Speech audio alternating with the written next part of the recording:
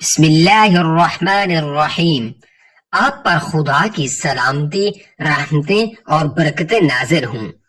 اگر آپ کے پاس رہنے کی جگہ، مکان نہ ہو، یا روزی کا ذریعہ نہ ہو، یا رزق سے تنگی ہو، یا مسافرت ہو اور سامان آپ کے پاس نہ ہو، تو اس آیت کو روزانہ بتائے گئے طریقے سے پڑھیں۔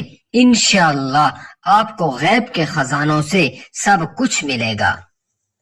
میرے محترم عزیزو، جو انسان بھی اس دنیا میں آتا ہے تو اس کی بہت سی خواہشات ہوتی ہیں۔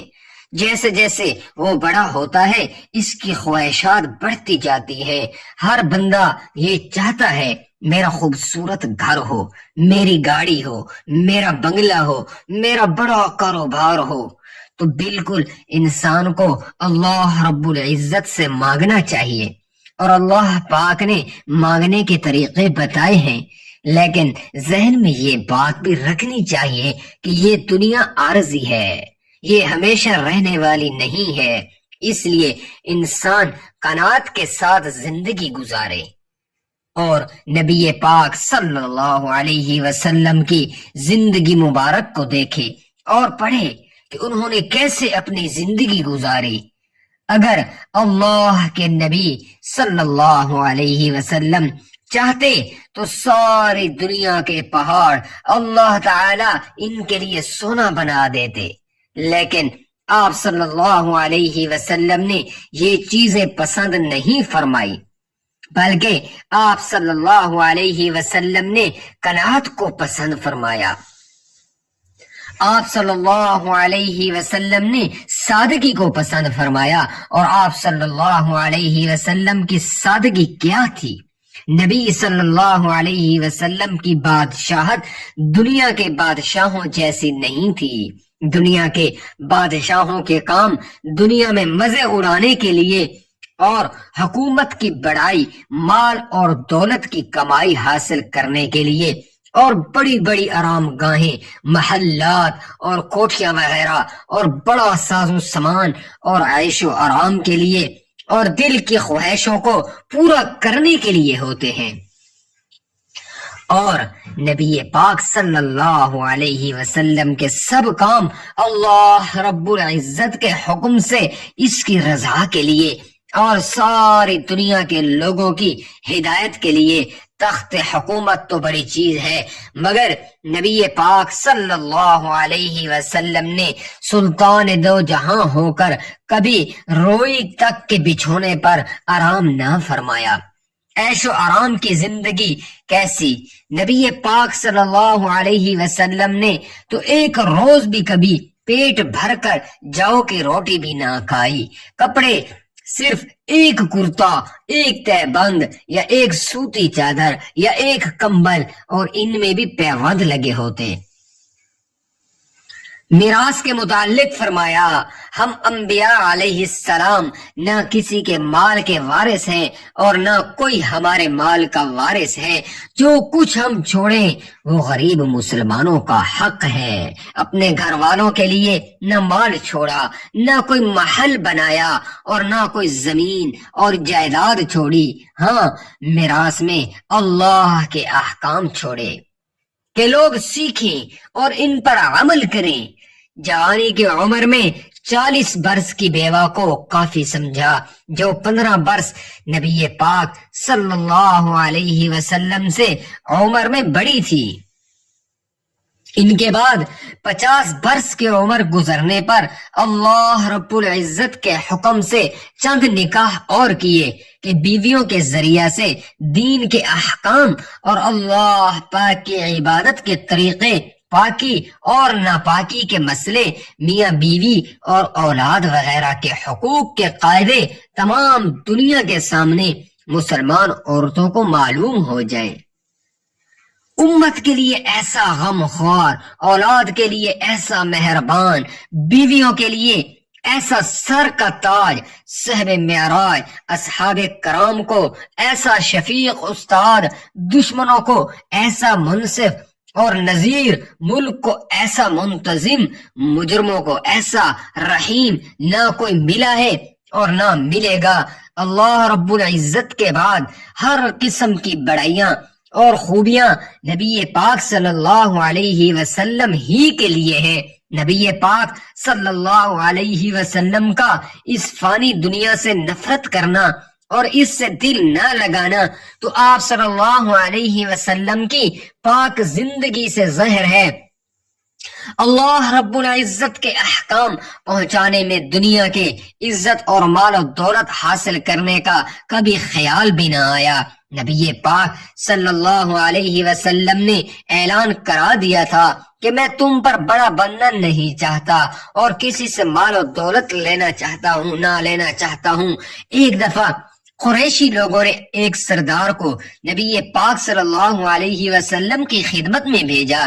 اس نے نبی پاک صلی اللہ علیہ وسلم سے کہا، اگر تم نبوت کے دعوے سے مال لینا چاہتے ہو تو ہم تم کو اتنا مال دینے کو تیار ہیں کہ دنیا میں کسی کے پاس نہ ہو، اور اگر عزت اور حکومت چاہتے ہو تو ہم تم کو اپنا بادشاہ بنا لیں گے، اور اگر تم حسین و جمیل لڑکیاں چاہتے ہو تو ہم تم کو لڑکیاں دینے کو تیار ہیں۔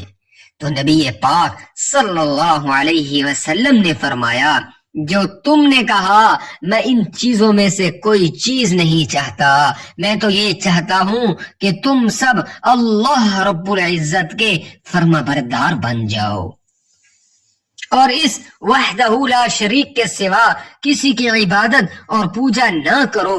میں تمہاری اور ساری دنیا کے لوگوں کی بھلائی چاہتا ہوں اور اللہ کے تابعدار بندوں کو جنت کی خوشخبری دیتا ہوں اور دوزخ کے عذابوں سے ڈراتا ہوں، اور اس میں میرا کوئی نفع نہیں، تمہارا ہی نفع ہے۔ اگر میرا کہنا مانو گے تو نجات پاؤ گے، ورنہ دوزخ کی آگ میں جلو گے۔ نبی پاک صلی اللہ علیہ وسلم نے زکوٰۃ اور صدقہ کا مال لینا اپنے اوپر اور اپنی اولاد پر اور باپ دادا پر، ان کے کل اولاد پر حرام کر دیا تھا۔ بچپن میں حضرت امام حسن رضی اللہ تعالی عنہ نے صدقے کی ایک کھجور منہ میں رکھ لی۔ نبی پاک صلی اللہ علیہ وسلم نے اسی وقت نکلوا دی اور ان پر خفا ہوئے۔ لڑائیوں میں جو غنیمت کا مال آتا وہ غریب و یتیم و مسافروں اور مہاجروں اور انصاری مسلمانوں کو دے دیا کرتے اور فرمایا کرتے کہ ہم گروہ انبیاء کچھ ترکہ نہیں چھوڑا کرتے، اگر کوئی چیز مرنے کے بعد باقی رہی وہ غریب مسلمانوں کا حق ہے، ان کو دی جاتی ہے۔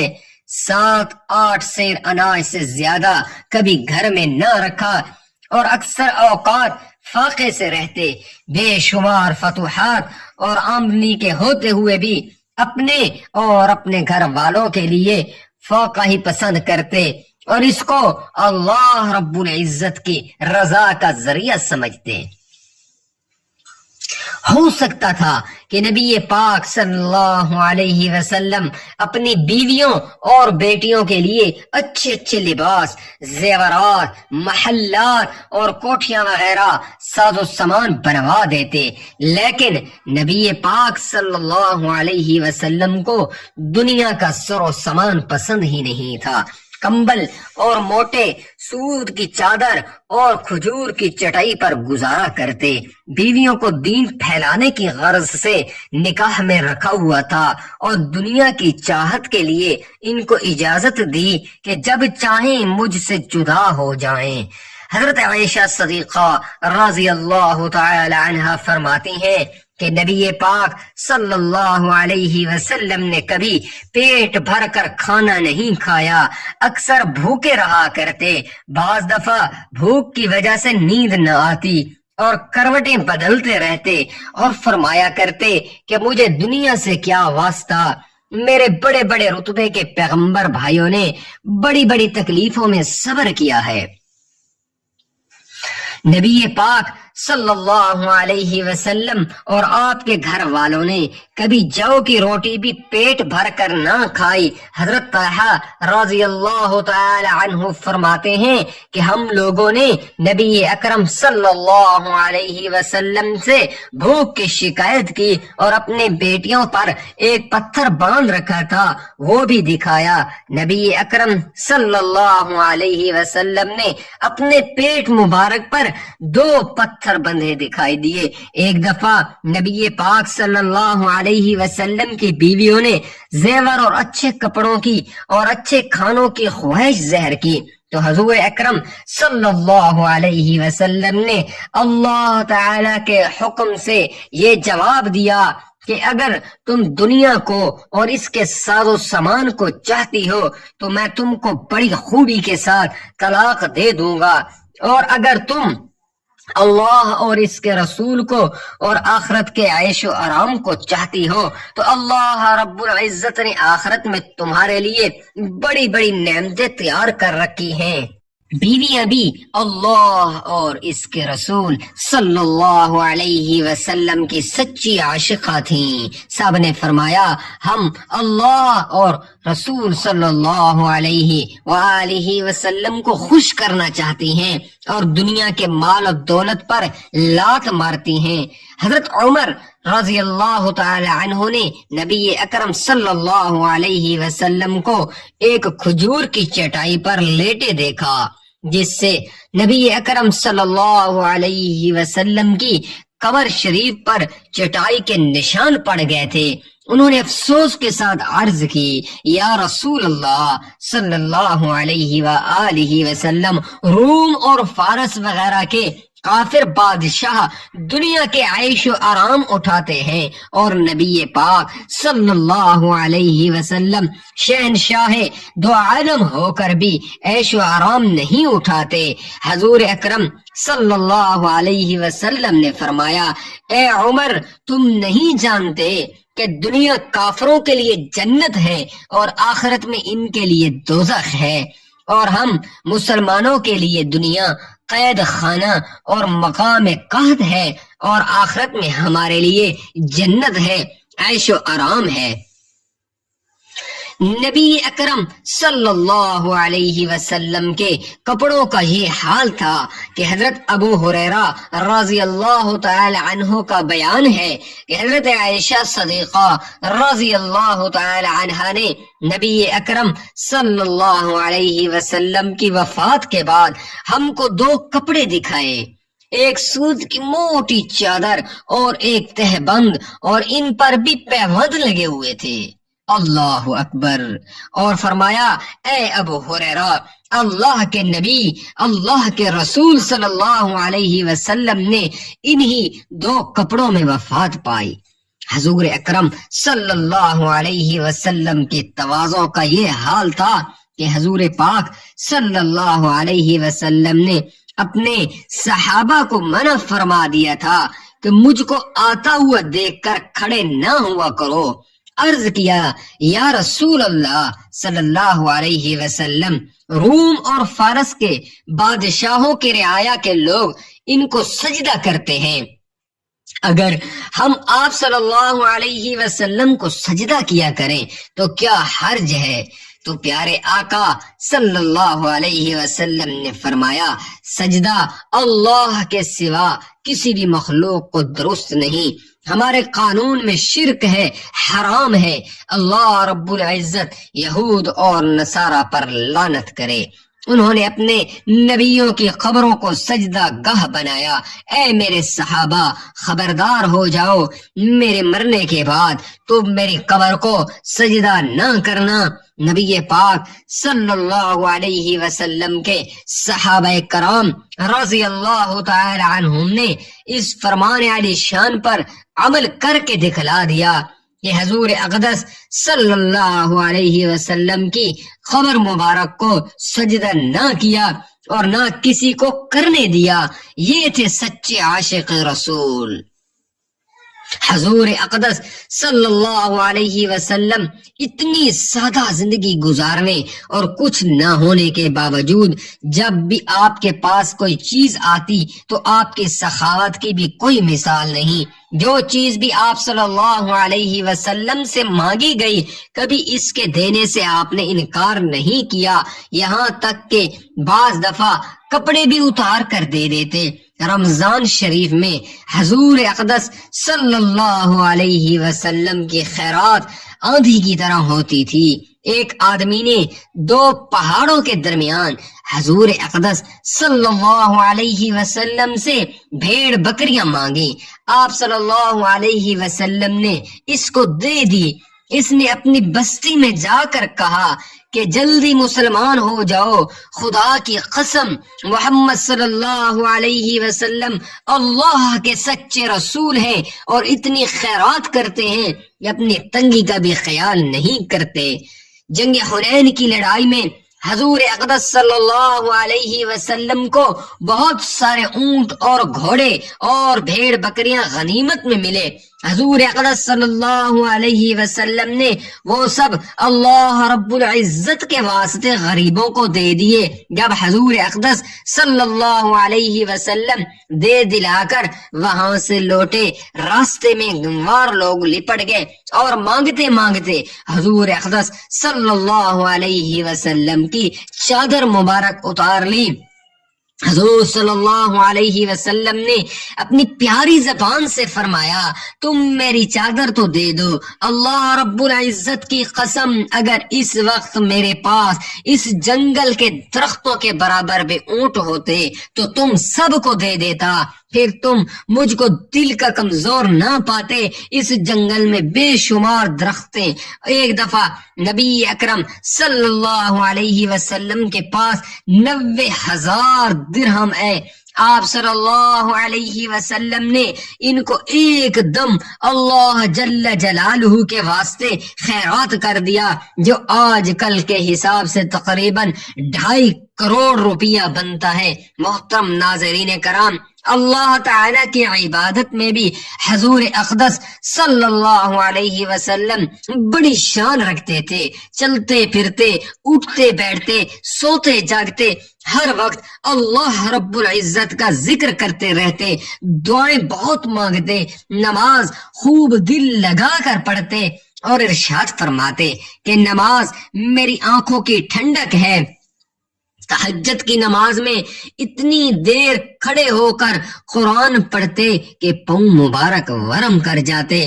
صحابہ کرام رضی اللہ تعالی عنہم نے عرض کی، یا رسول اللہ، آپ صلی اللہ علیہ وسلم عبادت میں اتنی تکلیف کیوں اٹھاتے ہیں؟ اللہ رب العزت نے نبی پاک صلی اللہ علیہ وسلم کو گناہوں سے پاک و صاف کر دیا تو پیارے آقا نبی کریم صلی اللہ علیہ وسلم نے فرمایا، کیا میں اللہ پاک کا شکر ادا کرنے والا بندہ نہ بنوں؟ نفل روزے حضور اقدس صلی اللہ علیہ وسلم بہت رکھتے تھے اور جمعہ کے دن کا روزہ بہت ہی کم چھوڑتے۔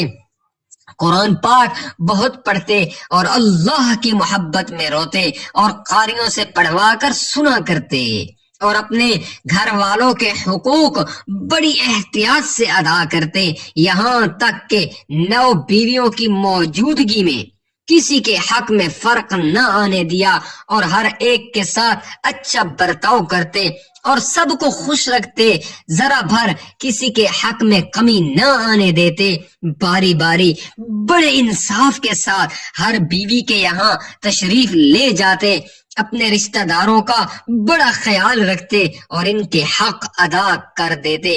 حق پرستی اور انصاف کا یہ حال تھا کہ اللہ رب العزت کے احکام جاری کرنے میں اپنا ہو یا غیر کسی مجرم کی رعایت اور لحاظ نہ کرتے، یعنی شرعی سزا دینے میں رحم نہ کرتے۔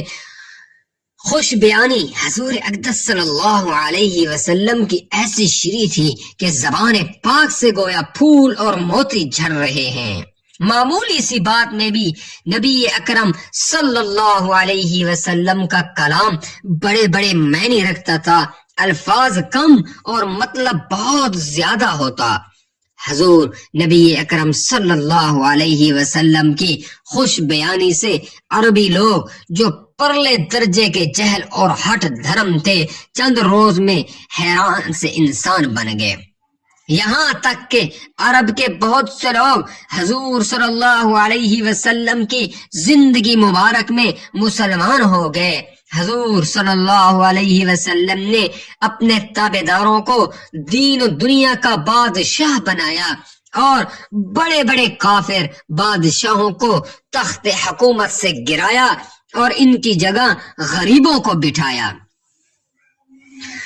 عرب کے لوگ جو کہ خوش بیانی میں بڑے مشہور تھے، نبی صلی اللہ علیہ وسلم کی خوش بیانی کے سامنے عاجز اور ناقص ہوئے۔ زبان مبارک ایسی میٹھی تھی کہ دشمن بھی غلام بن گئے۔ مہمان نوازی بھی حضور صلی اللہ علیہ وسلم کی بے نظیر اور بے مثل تھی۔ مسلمان ہو یا بے ایمان، ہر ایک مہمان کی بہت خدمت کرتے اور ارشاد فرماتے کہ مہمان کی خدمت اور خاطر کرنا دین اسلام کی نشانی ہے۔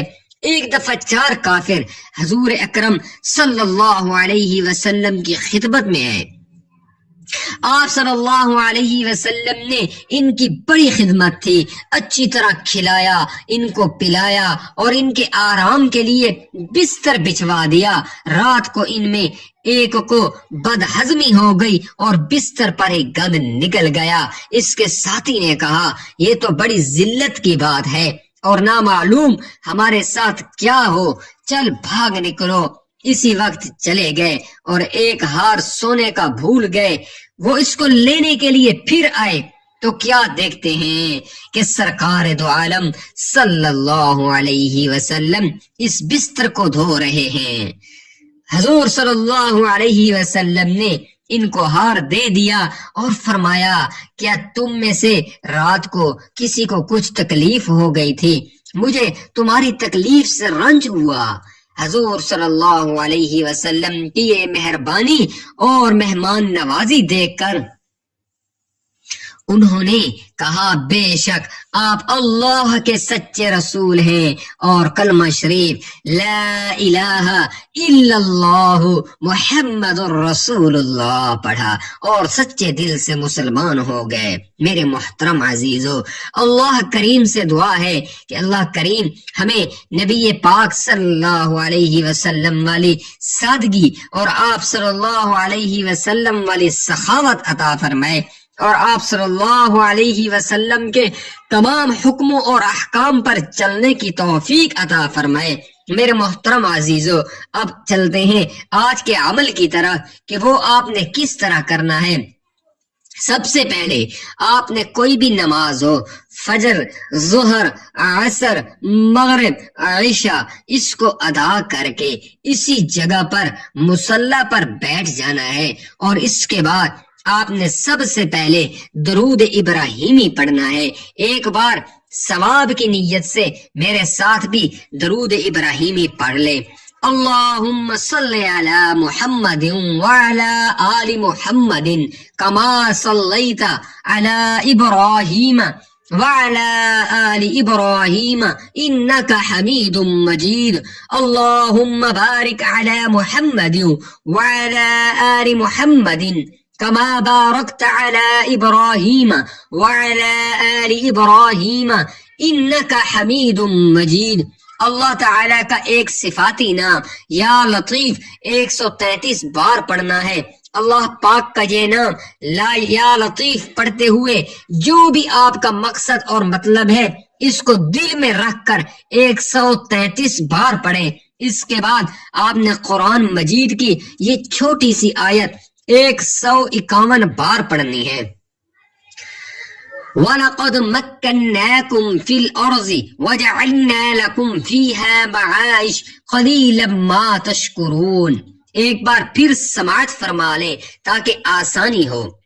وَلَقَدْ مَكَّنَّاكُمْ فِي الْأَرْضِ وَجَعَلْنَا لَكُمْ فِيهَا مَعَائِشَ قَلِيلًا مَا تَشْكُرُونَ۔ اس کے بعد آخر میں آپ نے پھر درود ابراہیمی پڑھنا ہے جتنا پہلے پڑھا تھا، اور اس کے بعد آپ نے اللہ پاک سے خشوع کے ساتھ اور گڑ گڑا کر دعا مانگنی ہے۔ جو بھی آپ کی حاجت ہے، جو بھی آپ کی ضرورت ہے، وہ اللہ سے مانگیں، اور دعا مانگتے وقت اول و آخر درود شریف ضرور پڑھیں، کیونکہ درود شریف کے بغیر دعا ادھوری رہ جاتی ہے، وہ آسمانوں کے نیچے اٹک جاتی ہے۔ اس لیے درود پاک لازمی پڑھا کریں، کوئی سا بھی درود پاک ہو، لیکن دعا سے پہلے اور آخر میں ضرور پڑھا کریں۔ آخر میں دعا ہے کہ اللہ تعالی میرا سنانا اور آپ کا سننا اپنی پاک بارگاہ میں قبول و منظور فرمائے۔ میرے محترم عزیزو، آپ سے گزارش ہے کہ اللہ تعالی کے 99 ناموں میں سے کوئی سا ایک نام کامنٹس باکس میں ضرور شیئر کریں۔ اللہ تعالی ہم سب کا حامی و ناصر ہو۔